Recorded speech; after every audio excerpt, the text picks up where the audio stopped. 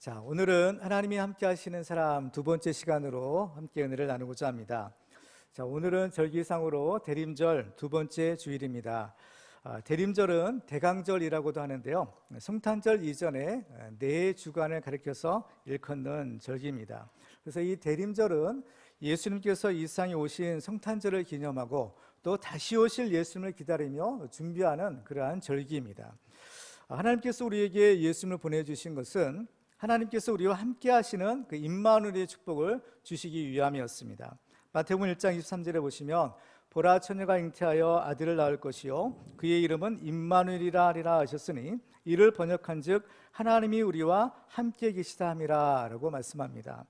오늘 본문에서 사무엘은 사울에게 이 세 가지 징조를 알려주면서 이 징조가 이루어지는 것은 하나님이 너와 함께 하시는 증거다라고 말했습니다. 하나님이 함께 하시는 사람은 그 자신이 형통한 삶을 살 수가 있고 또 다른 사람도 구원해내는 하나님의 큰 일을 감당할 수가 있습니다. 이처럼 하나님께서 함께 하시는 축복은 우리 사람이 받을 수 있는 최고의 축복인데, 우리는 지난 시간에 세 가지 징조를 통해서 하나님이 우리와 함께 하시는 비결들을 살펴보았습니다.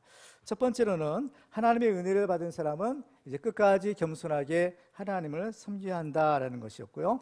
두 번째로는 우리의 예배가 회복되어야 된다라는 것이었습니다. 하나님께 드리는 우리의 예배가 회복될 때 하나님의 축복이 회복되고 또 하나님이 함께 하시는 복을 받을 수가 있습니다. 세 번째로는 성령으로 충만함을 받아야 되는데요, 성령 충만할 때 우리의 영적인 눈이 떠져서 바로 하나님의 세계를 바라보고 하나님과 동행하는 그런 복된 삶을 살아갈 수가 있었습니다.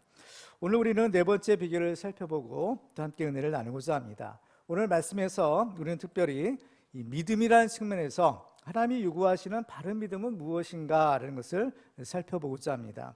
오늘 말씀을 통하여 우리는 바른 믿음을 가지고 신앙생활함으로써 하나님께서 우리와 항상 함께 하시는 임마누엘 축복의 주인공들이 되시기를 주님의 이름으로 축원합니다. 자, 그러면 우리가 하나님이 함께 하시는 사람이 되려면 어떻게 해야 될까? 그것은 바로 바른 믿음을 갖는 것입니다. 사무엘 선지자는 사울에게 기름을 붓고 하나님께서 너를 그의 기업의 지도자로 삼으셨다라는 말을 했습니다. 이것은 하나님께서 사울을 바로 이스라엘의 지도자인 왕으로 세우시겠다라는 의미였습니다. 근데 이것은 사울이 다른 사람들보다 더 뛰어난 자질이나 능력이 있어서가 아니라 전적인 하나님의 은혜의 택하심이었습니다. 성경을 보면 하나님께서 우리를 부르시는 장면이 있어요. 왜 부르시느냐? 복을 주시기 위해서 부르시는 겁니다. 하나님이 우리에 대한 부르심은 크게 두 가지로 나눌 수가 있는데요, 첫째는 구원으로의 부르심입니다. 디모데전서 2장 4절 말씀을 보시면 하나님은 모든 사람이 구원을 받으며 진리를 아는 데 이르기를 원하시느니라 라고 하시죠. 하나님은 모든 사람이 다 구원받기를 원한다라는 구원의 초청입니다. 이사야서 55장 1절에 보면 오라 너희 모든 목마른 자들아 물로 나오라, 돈 없는 자도 오라, 너희는 와서 사 먹되 돈 없이 값 없이 와서 포도주와 젖을 사라 라고 하십니다. 이것은 하나님께서 그 귀한 구원의 축복을 하나님의 은혜의 선물로 주시겠다라는 의미인 것입니다. 근데 하나님께서는 모든 사람이 다 구원받기를 원하지만 실제로 보면요, 어떤가요? 모든 사람이 다 구원을 받는 것이 아니라는 것을 알 수 있습니다. 왜 그럴까요? 그 이유는 바로 이 하나님의 부르심에 믿음으로 응답한 사람만이 바로 그 은혜를 받고 하나님 나라 천국에 들어갈 수 있기 때문입니다.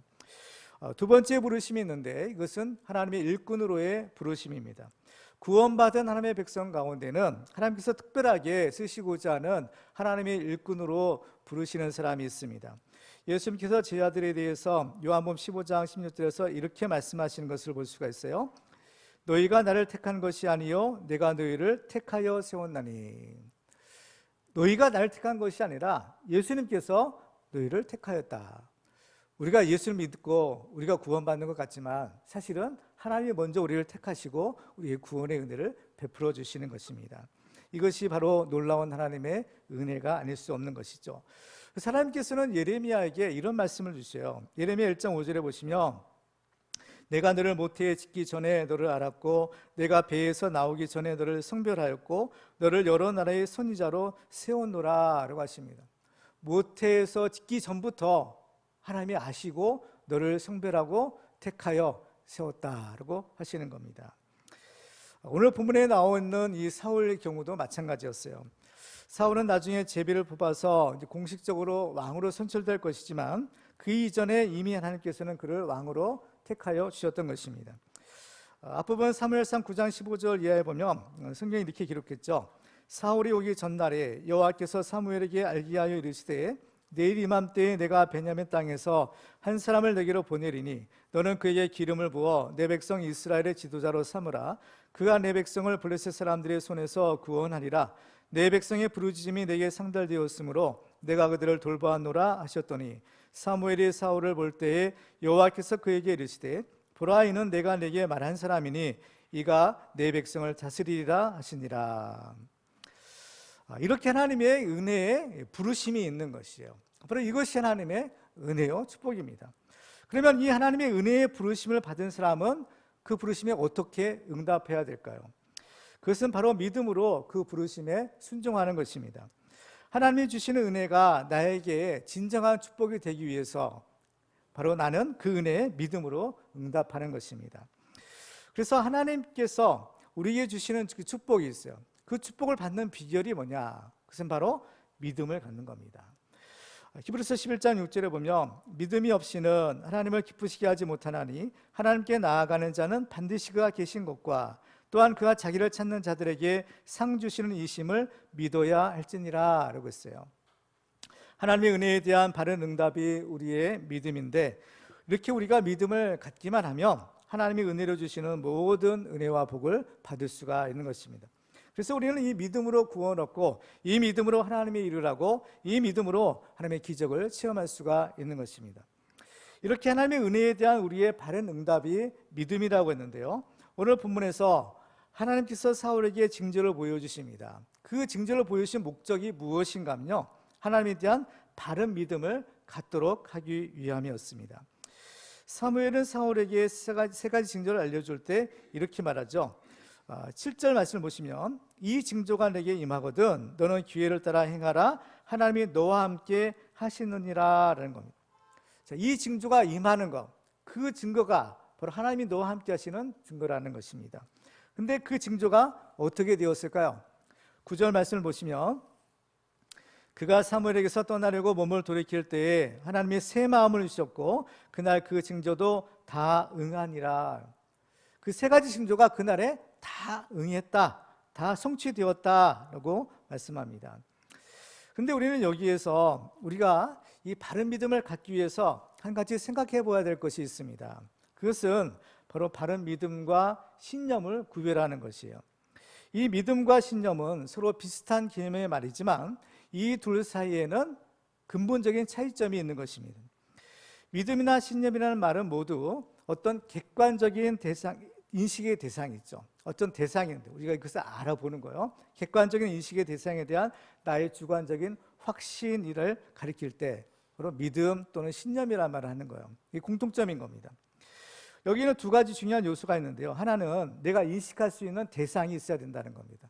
내가 알지 못하면, 그죠? 인식하지 못한다면 소용이 없어요. 그러니까 내가 인식할 수 있는 대상이 있고 또 한 가지는 그 대상에 대한 나의 주관적인 확신이 있다라는 겁니다. 그죠? 근데 이 믿음이나 신념이나 둘 다 어떤 대상에 대해서 내가 그것을 인식하고 또 그것이 옳다라고 확신하지만 그 둘 사이에는 차이점이 있죠. 그래서 이 신념은 내가 옳다고 확신하지만 어때요? 그 신념의 대상이 객관적인 사실이거나 진리가 아닐 수도 있는 것입니다. 나는 그것이 옳다고 믿어요. 그죠? 믿는다는 말을 하셔서 그런데 내가 옳다라고 여겨요. 그렇지만은 그 옳다라고 여기는 그 대상이 사실이 아니거나 또는 진리가 아닐 수도 있다라는 겁니다. 그래서 예전에는 그것이 꼭 옳은 것이라고 생각했지만 시간이 지나거나 또 좀 더 자세하게 알고 보니까 그렇지 않는 경우가 생길 수가 있는 것입니다. 그래서 그 신념의 대상이 사람인 경우에는요, 심한 배신감을 느끼기도 하고 또 그 대상이 어떤 사물일 경우에는 심각한 어떤 인식의 혼동이 생길 수도 있는 것입니다. 예를 들면 우리가 이제 대통령 선거를 치를 때에 후보들이 있어요. 그럼 이제 우리가 어느 후보를 이제 선택해서 투표를 하잖아요. 근데 저 사람이라면 우리나라를 정말 잘 다스릴 것이다. 저 사람이 다스리는 나라는 정말 잘 사는 나라가 될 수 있을 것이다 라고 생각해서 투표를 합니다. 그런데 그 사람이 막상 대통령에 나가서 보니까 이 공약과는 대통령의 전과 후가 다를 수가 있어요. 그럴 때 어떻게 되나요? 국민들이 실망을 하게 되는 것입니다. 여기서 신념의 대상이 진리가 아닐 경우라고 했어요. 아닐 경우가 있다고 했죠. 그런 경우에 그것을 가리켜서 뭐라고 하는가 하면요, 우상이라고 부르는 겁니다. 그렇죠? 그러니까 이 우상 숭배자는 어떤 사람이냐? 진리가 아닌 헛된 것이나 또 거짓된 것을 옳다라고 신념하는 사람이 바로 이 우상 숭배자가 되는 것입니다. 근데 이 우상 숭배자는요, 반드시 망할 수밖에 없어요. 왜냐하면 그가 신뢰하는 대상인 우상이 진리가 아닌 거짓이기 때문인 겁니다. 이러한 신념에 비해서 바른 믿음은 어떨까요? 바른 믿음은 내가 확신하는 대상이 불변의 진리라는 것입니다. 그래서 시간이 흐르고 또 진리에 대해서 알아가면 알아갈수록 오히려 더 강한 확신이 생기게 되는 것이 믿음의 특징이에요. 그래서 이 바른 믿음은요, 변함이 없다라는 겁니다. 어떤 시간이 흐르든지 또는 어떤 상황이 다르든지 그 믿음은요, 변하지 않아요. 그래서 그 믿음을 가리켜 정금 같은 믿음이다라는 표현을 하죠. 금은 변하지 않는 것처럼. 이 바른 믿음은 그 믿음의 대상이 어때요? 진리이기 때문에 바로 이 믿음은 변할 수가 없는 겁니다. 변해서도 안 되는 거예요. 만약 변한다 하면 그것은 바른 믿음이 될 수가 없는 것입니다. 그러면 과연 그 믿음이란 것은 그 믿음의 대상이 진리라고 했어요. 그러면 과연 무엇이 진리일까요? 예수님이 빌라도 법정에서 신문을 받으실 때 빌라도가 예수님께 진리가 무엇냐라고 물었던 장면이 있어요. 요한복음 18장 37절과 38절에 보시면요, 빌라도가 이르되 그러면 내가 왕이 아니냐? 예수께서 대답하시되 내 말과 같이 내가 왕이니라. 내가 이를 위하여 태어났으며 이를 위하여 세상에 왔나니 곧 진리에 대하여 증언하려 함이로라. 무릇 진리에 속한 자는 내 음성을 듣느니라 하신대 빌라도가 이르되 진리가 무엇이냐 하더라. 진리가 뭡니까? 예수님이 진리를 위해 오셨다고 하는데 진리가 과연 뭐냐 물은 거예요. 빌라도만 이 진리가 뭐냐라고 궁금한 것이 아니라 사실 모든 사람이 다 진리가 뭐냐 궁금하죠. 또 그것을 알아야 되는 겁니다. 그래야만 우리는 그 진리의 삶을 살 수 있기 때문인 거죠. 그럼 과연 무엇이 진리일까요? 성경을 보면요, 진리는 삼위일체 하나님과 하나님이 하신 말씀, 이것을 가리켜 명시적인 진리다라고 말씀하고 있어요. 자, 하나님 아버지에 대한 증거가 있죠. 이사야서 65장 16절 말씀을 보시면 이러므로 땅에서 자기를 위하여 복을 구하는 자는 진리의 하나님을 향하여 복을 구할 것이요 땅에서 맹세하는 자는 진리의 하나님으로 맹세하리니 이는 이전 환난이 잊어졌고 내 눈앞에 숨겨졌음이라 라고 말씀합니다. 하나님은 어떤 분이세요? 진리의 하나님이시다라는 것입니다. 그 다음에 예수님에 대해서도 마찬가지예요. 요한복음 14장 6절에 보면 예수께서 이르시되 내가 곧 길이요 진리요 생명이니 나로 말미암지 않고는 아버지께로 올 자가 없느니라 라고 하시요. 그 다음에 성령 하나님에 대해서도 또 증거가 있죠. 예수님께서 요한복음 16장 13절에서 이렇게 말씀합니다. 그러나 진리의 성령이 오시면 그가 너희를 모든 진리 가운데도 인도하시리니 라고 말씀합니다. 성령을 가리켜 진리의 성령이다 라고 하시는 거죠. 성령님을 가리켜서 특별히 진리의 영 또는 예수의 영이다 라고 부르기도 합니다. 왜냐? 성령님은 특히 진리 대신 예수 그리스도를 증거하는 분이시기 때문에 그 성령을 가리켜 예수의 영이다 또는 진리의 영이다 라고 부르기도 하는 거예요. 요한복음 15장 26절에 보면 내가 아버지께로부터 너에게 보낼 보혜사 곧 아버지께로부터 나오시는 진리의 성령이 오실 때에 그가 나를 증언하실 것이요 라고 했습니다. 바로 진리의 성령이 진리 대신 예수 그리스도를 증거한다라는 것입니다. 그래서 이 진리의 하나님, 삼위일체 하나님이 다 진리시죠. 그 하나님이 하신 말씀도 역시 진리예요. 요한복음 17장 10절을 보면 그들을 진리로 거룩하게 하옵소서 아버지의 말씀은 진리니이다. 하나님의 모든 말씀은 다 진리라는 거죠. 그래서 하나님의 모든 말씀, 율법의 1.1획도 천지가 없어지기에는 결코 변함이 없이 다 이루리라 하시는 거예요. 왜요? 진리의 말씀이기 때문인 겁니다. 그래서 우리는 그 하나님을 믿는다라는 것은 그 진리 되신 하나님을 믿고 진리의 말씀대로 순종하며 살아가는 것이에요. 그래서 이 진리의 삶을 살 때 하나님 주시는 참된 자유를 우리가 누릴 수 있는 거예요. 요한복음 8장 32절에 보면 진리를 알지니 진리가 너희를 자유롭게 하리라 라고 하십니다. 따라서 우리가 하나님을 섬길 때 필요한 것은 나의 주관적인 신념이 아니라 바른 믿음인 것입니다. 그래서 우리는 신념이 강한 사람이 아니라 진리 대신 하나님에 대한 바른 믿음을 가진 신앙인이 되어야 하는 것입니다. 그러면 우리는 어떻게 바로 이 진리의 삶, 또 바른 믿음의 삶을 살 수가 있을까요? 그렇죠? 우리가 신앙생활을 할 때 주의할 것이 있습니다. 그것은 우리가 하나님을 믿되, 그렇죠? 바르게 믿어야 된다는 거예요. 하나님을 믿지만 바르게 믿지 못하면 어떤 결과가 생기느냐? 예수님께서 여러 군데에 걸쳐서 경고하시는데요, 슬피 울며 이를 갈미 있을 것이다 라는 표현을 씁니다. 그렇죠? 그러니까 자기는 꼭 하나님 나라 천국에 들어갈 줄 알았는데 막상 하나님의 심판대 앞에 서서 하나님의 심판을 받고 보니까 그렇지 못하는 경우가 생길 수가 있다라는 겁니다. 그래서 슬피 울며 이를 감이 있을 것이다 라고 주님께서 경고하시는 겁니다. 그러면 우리는 어떻게 하면 이 바른 믿음을 갖고 살아갈 수 있을까?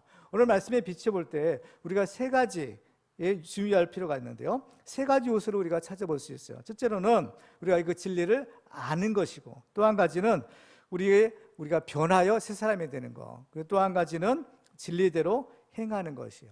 그러니까 아는 것과 변화되는 것과 행하는 것, 바로 이 세 가지 요소가 갖추어졌을 때 우리는 하나님에 대한 바른 믿음을 갖고 살아갈 수 있다는 사실을 발견하게 됩니다. 자, 첫 번째로 우리는 진리를 알아야 됩니다. 우리는 우리의 신앙의 대상인 하나님에 대해서 알아야 돼요. 왜냐하면 우리가 하나님을 바르게 알지 못하면 그 하나님에 대해서 바른 믿음을 갖는 것이 불가능하기 때문인 것입니다. 예수님은 사마리아 수가성 여인에게 이렇게 말씀하시는 것을 볼 수가 있어요. 요한복음 4장 22절에 보시면 너희는 알지 못하는 것을 예배하고 우리는 아는 것을 예배하노니 라고 합니다. 자, 너희와 우리의 차이점이 있다는 거예요. 그 뭐냐? 다 하나님께 예배해요. 예배하는데 너희들은 알지 못하는 것을 예배한다. 우리는 아는 것을 예배한다는 거예요. 다 명시적으로 명목상으로는 하나님의 이름을 믿는 거예요. 하나님께 예배드리는 겁니다. 그런데 그들은 어때요? 알지 못하는 것을 예배한다. 하나님께 예배드리지 않는 것이 아니에요. 하나님께 예배드리지만 예수님 뭐라고 하세요? 너희들은 알지 못한다는 겁니다. 그렇죠? 하나님을 알지 못하면서 하나님께 예배드린다, 이것은 결국에는 바르게 예배드리지 못한다는 것이고, 그것은 바른 믿음을 가질 수 없다는 것을 말하는 겁니다. 그렇죠? 그러니까 우리가 하나님을 믿는다 하지만 바른 하나님이 아니라, 그렇죠? 하나님이란 이름을 가진 엉뚱한 우상을 섬기는 가능성이 경우가 충분히 있을 수 있다는 것을 우리가 알아야 됩니다. 그렇죠? 그 때문에 우리는 하나님을 믿되 하나님을 먼저 알아야 되는 겁니다. 호세아서 4장 6절의 말씀을 보시면 내 백성이 지식이 없으므로 망하는도다 라고 했어요. 무슨 지식일까요? 하나님을 아는 지식입니다. 하나님을 아는 지식이 없어 망한다라고 하십니다. 하나님이 가장 원하시는 것이 뭐냐? 하나님을 아는 것이에요. 호세아 6장 6절에 보면 나는 인애를 원하고 제사를 원하지 아니하며 번제보다 하나님을 아는 것을 원하노라 라고 했어요. 하나님을 아는 것을 원한다는 거예요. 하나님을 바로 아는 것이 얼마나 중요한지 예수님께서는 요한복음 17장에서 이렇게 말씀합니다. 영생은 곧 유일하신 참 하나님과 그가 보내신 자 예수 그리스도를 아는 것이니다는 거예요. 하나님과 그 예수 그리스도를 아는 것, 바로 아는 거예요. 바로 믿음을 갖는 것, 이것이 영생이라는 겁니다. 호세아 6장 3절에 보면 그러므로 우리가 여호와를 알자 힘써 여호와를 알자라고 합니다. 여호와 하나님을 알아야 된다는 겁니다. 이 하나님을 아는 것이 중요한데 이 하나님을 알을 때 우리 인생이 변화될 수 있어요. 사도 바울은 누구보다도 하나님을 열심히 섬겼던 사람이죠. 그 열심이 너무나 특출났어요. 그래서 자기는 하나님을 섬긴다, 하나님을 위한다지만 근데 정작 그 하나님에 대한 열심은 어때요? 잘못된 열심이었죠. 예수님이 뭐라고 하세요? 왜 내가 나를 박해하느냐라는 거예요. 하나님을 위해서 한 것인데 알고 보니까 그것이 예수님을 박해하는 것이고 교회를 핍박하는 것이었다라는 사실인 겁니다. 그래서 바울이 다메섹 도상에서 부활하신 예수를 만났을 때 큰 깨달음을 얻게 되는 겁니다.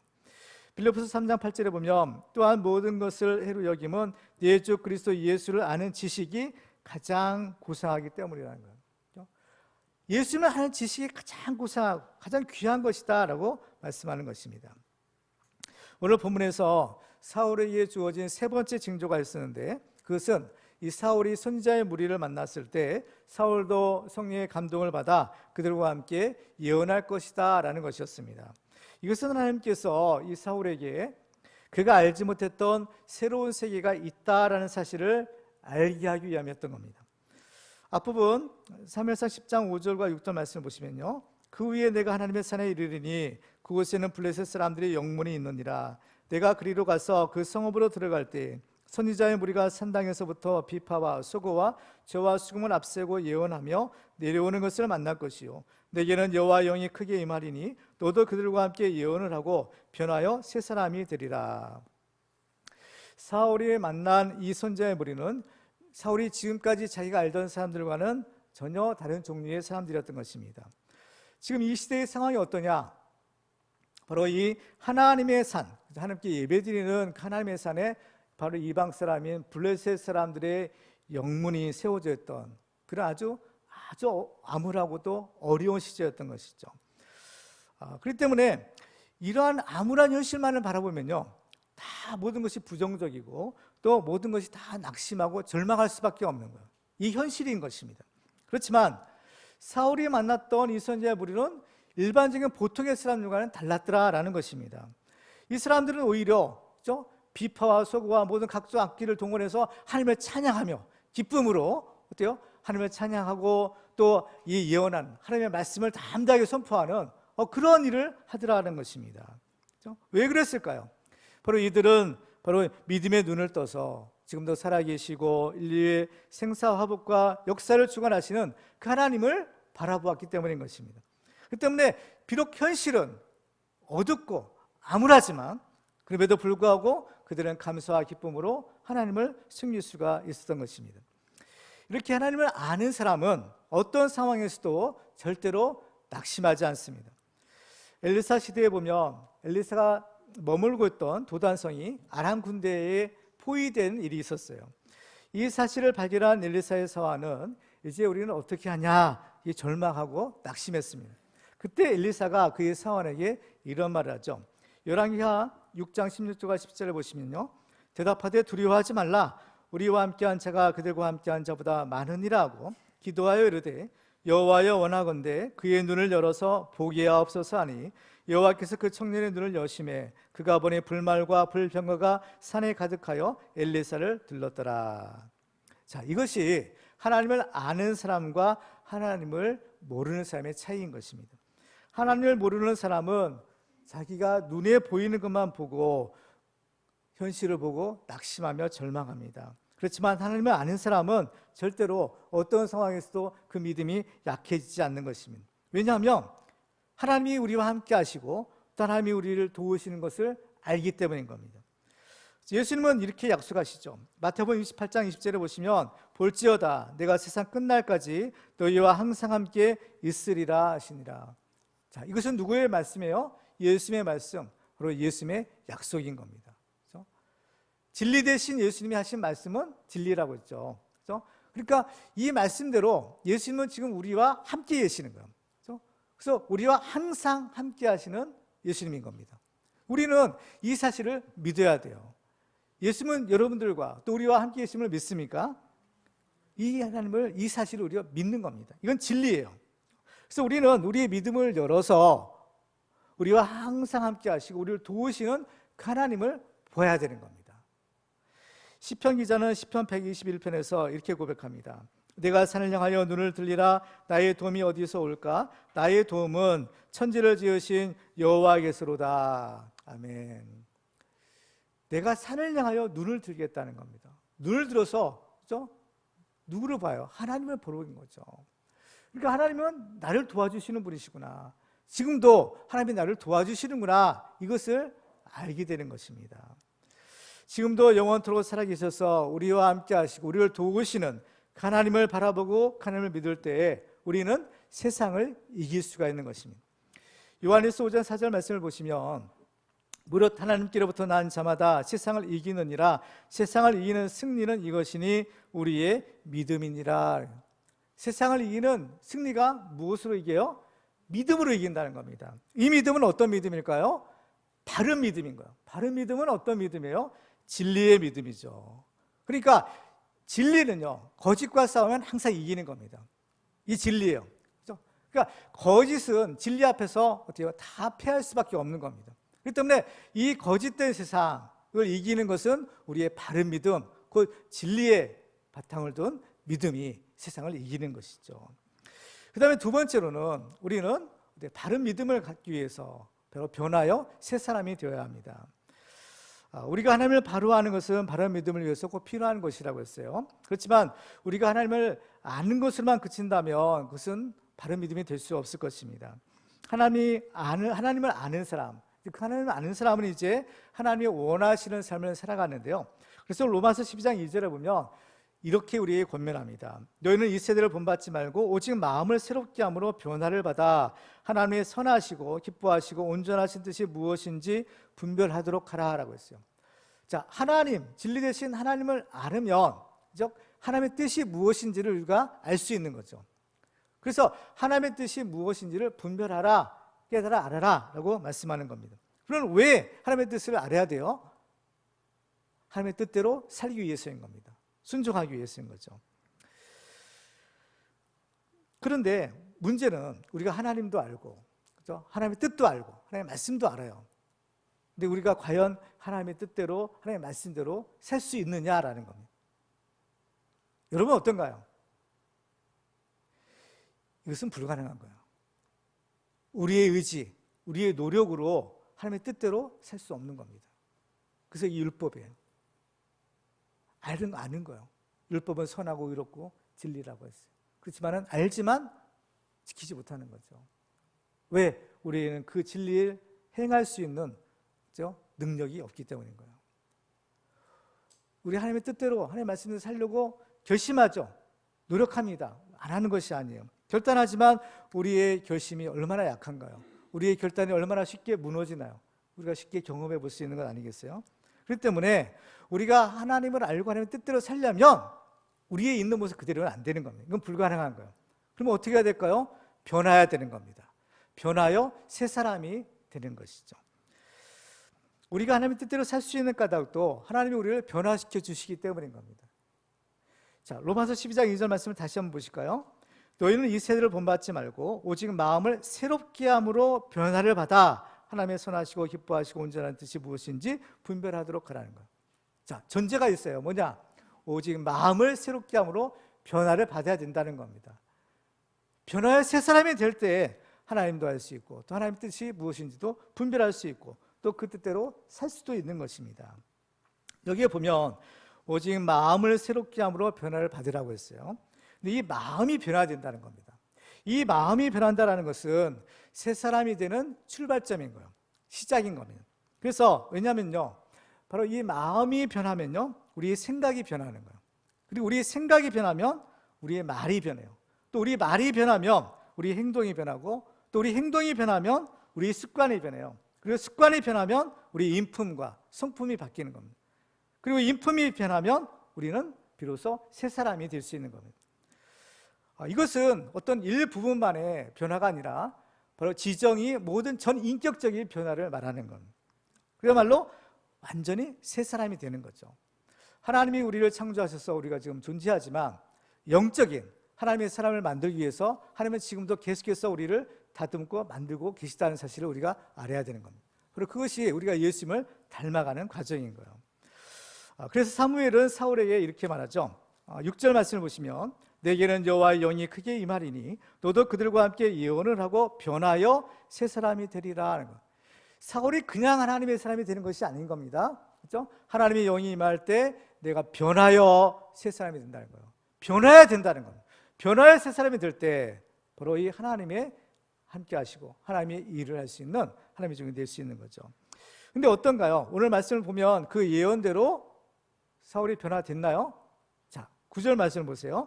그가 사무엘에게서 떠나려고 몸을 돌이킬 때 하나님이 새 마음을 주셨고 그날 그 징조도 다 응하니라. 자, 하나님이 무엇을 주세요? 새 마음을 주셨다는 겁니다.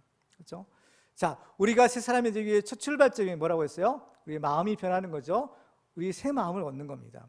하나님께서 이 사울에게 그 새 마음을 주신 거예요. 이것은 사울에게만 아니라 하나님을 믿는 우리 모든 믿음의 성도들에게 주시는 동일한 은혜인 것입니다.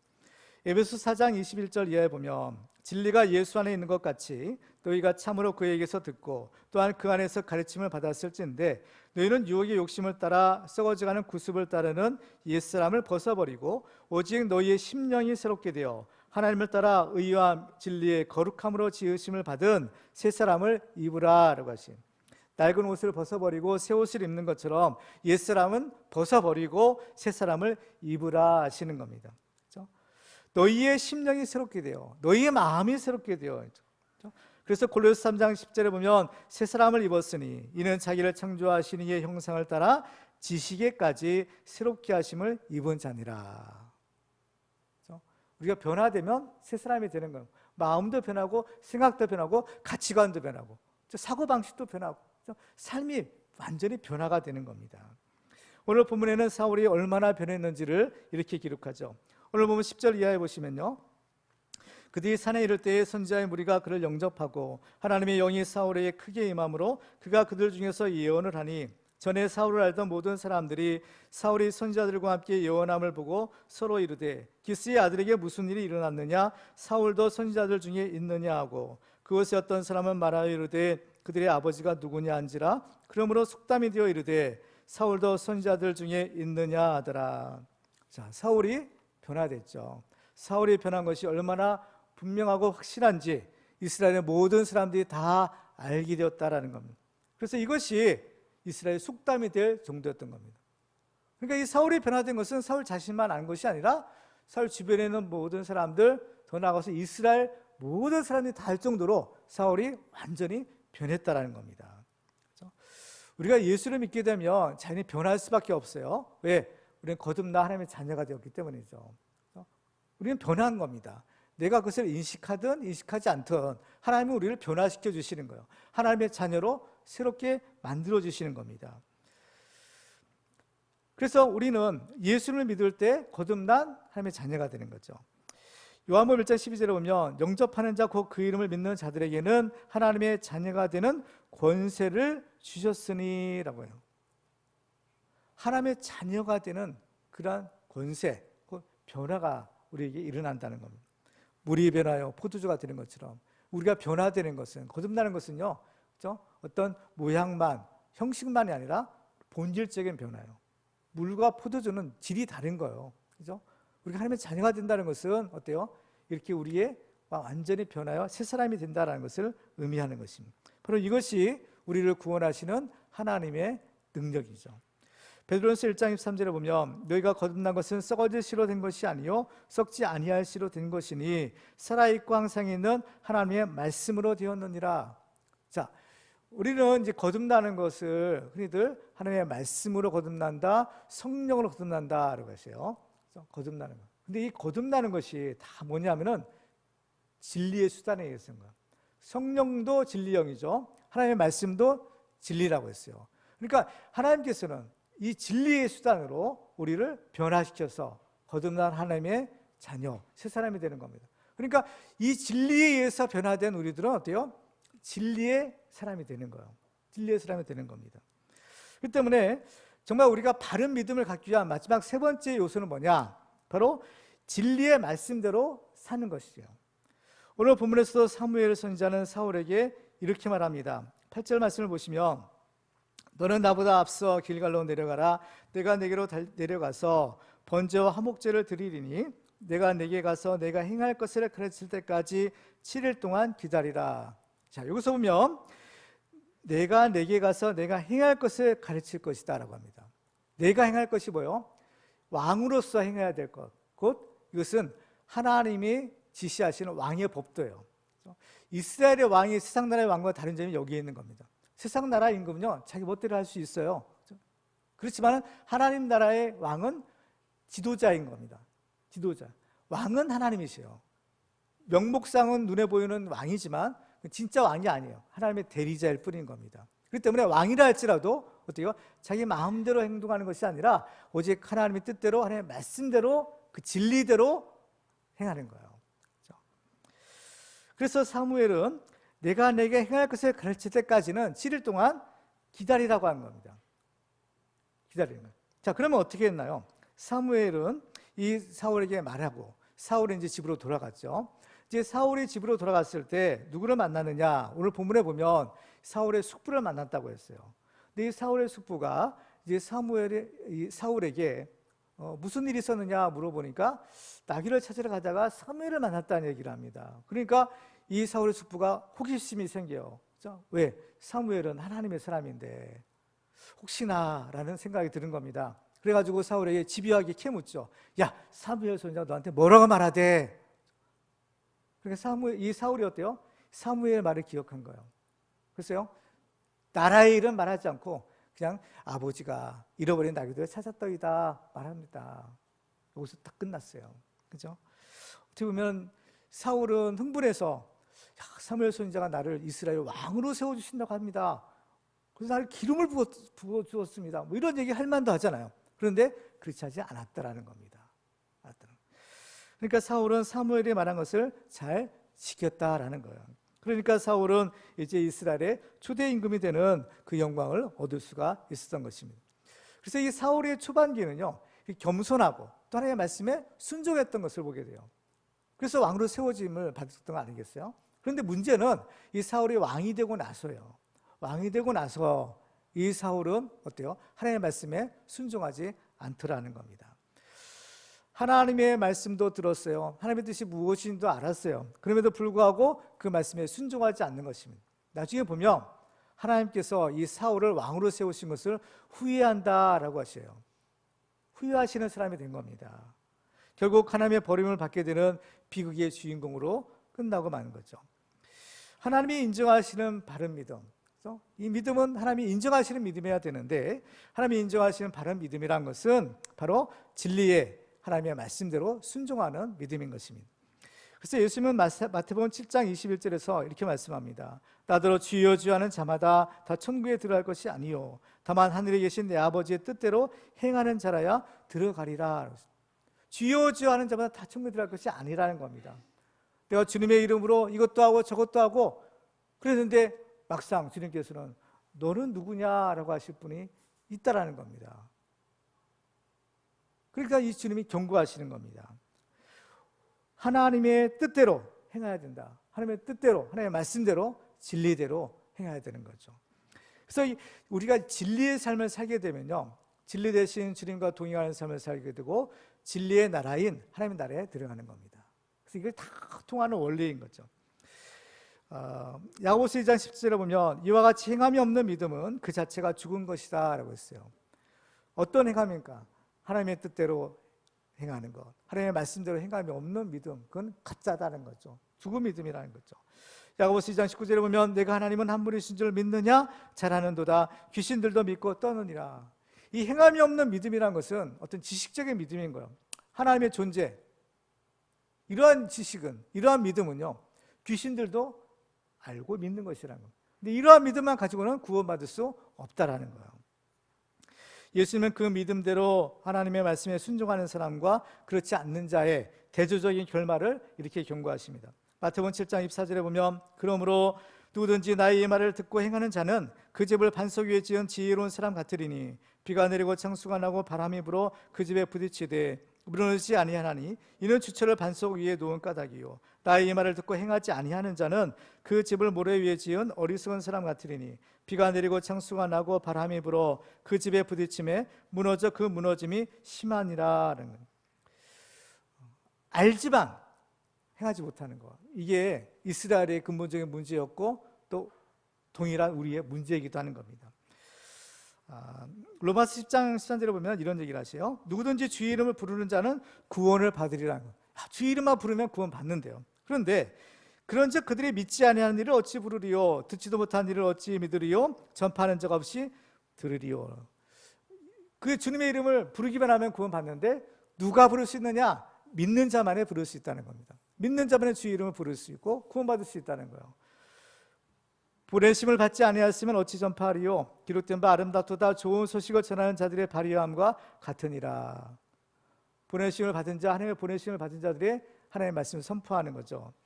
16절에 보면 그러나 그들이 다 복음을 순종하지 아니하였도다. 다 들은 거예요. 복음을 들었지만 순종하지 아니하는 자들이 있다는 거죠. 이사야가 이르되 주여 우리가 전한 것을 누가 믿었나이까 하였으니 그러므로 믿음은 들음에서 나며 들음은 그리스도의 말씀으로 말미암았느니라. 중요한 거예요. 그러나 내가 말하노니 그들이 듣지 아니하였느냐? 그렇지 아니하니 그 소리가 온 땅에 퍼졌고 그 말씀이 땅 끝까지 이르렀도다 하였느니라. 자, 우리의 믿음, 바른 믿음은 들음에서 난다고 했어요. 그 들음은 그리스도의 말씀으로, 그리스도의 말씀, 진리의 말씀을 들을 때 우리가 바른 믿음을 가질 수 있는데, 그렇지만 어때요? 들었음에도 불구하고 그 진리대로 순종하지 않으면 무슨 소용이 있겠느냐라는 거죠. 하나님에 대한 바른 지식은 자연히 우리를 하나님을 섬기는 그 삶으로 인도해 주는 겁니다. 이것이 바로 하나님을 바로 믿는 거죠. 그래서 에베소 4장 13절에 보면 우리가 다 하나님의 아들을 믿는 것과 아는 일에 하나가 되어 온전한 사람을 이루어 그리스도의 장성한 분량이 충만한 데까지 이르리니 라고 했어요. 믿는 것과 아는 일에 하나가 되어야 된다는 겁니다. 말씀을 맺겠습니다. 우리가 하나님이 함께 하시는 사람이 되기 위해서 우리는 바른 믿음을 가져야 됩니다. 하나님은 이 바른 믿음을 가진 사람과 함께 하시고 그 사람을 통하여 하나님의 위대한 일을 이루시는 분인 겁니다. 그러면 이 바른 믿음은 무엇인가요? 바로 영원한 진리 되신 하나님을 바로 알고 길이요 진리요 생명 되신 예수 그리스도를 나의 주님으로 영접하고 또 진리의 영이신 성령으로 충만을 받아 거듭난 새 사람이 되고 진리의 말씀대로 순종하며 살아가는 것, 바로 이것이 바른 믿음인 것입니다. 그래서 우리가 이 진리의 삶을, 바로 하나님의 말씀대로 진리의 삶을 살게 되면 진리 대신 하나님과 동행하는 삶을 살게 되고 하나님이 함께 하시는 임마누엘 축복을 받게 되고 바로 진리의 하나님의 나라에 들어가는 그 구원의 축복을 우리가 받게 되는 것입니다. 우리 모두는 하나님이 인정하시는 이러한 바른 믿음을 가지고 또 진리의 삶을 살아서 진리 되신 하나님께서 우리와 항상 함께 하시는 그 임마누엘의 축복의 주인공들 되시기를 주님의 이름으로 축원합니다.